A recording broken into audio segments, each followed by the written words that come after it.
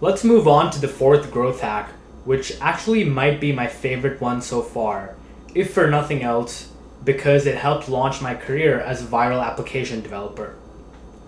In another class, I might have referred to this as horizontal distribution. Here I call it multiple points of entry, but the basic concept is exactly the same. And I'm going to use the help of an example to illustrate exactly how this works.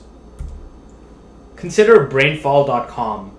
I'm going to hazard a guess and assume that none of you have heard of Brainfall before. Brainfall was incubated at UC Berkeley, where I went to school, and they in turn were modeled on Tickle.com.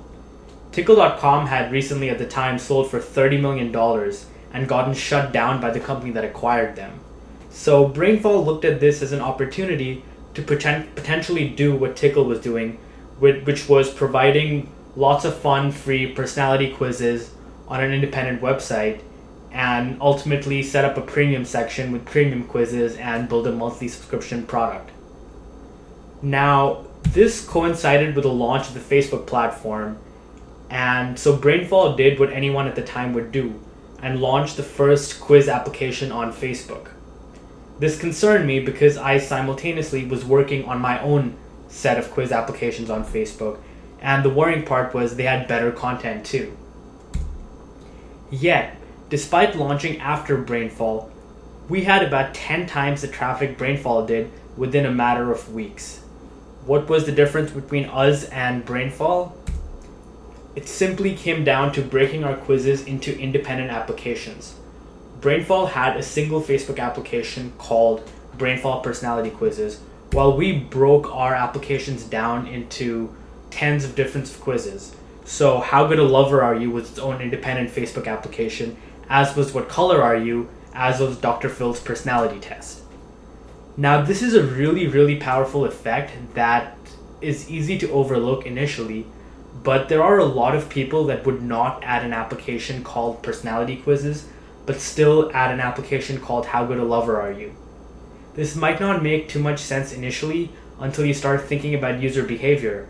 I mean, everyone has issues they care about more than others, and it's very likely I would not add a generic application, but if the application title or name specifically piqued my interest, I definitely would.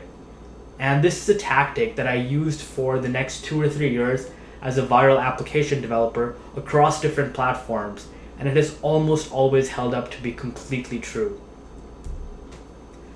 One of the biggest examples where I was able to apply this principle to an entirely different suite of applications was gifting applications. I remember competing with Zachary's application called Free Gifts, and the way I competed with it was create tens of gift applications, all with a different gift item name, which brought in a lot of users that a Free Gifts application would not. A great example was Send Your Friends Bible Verses.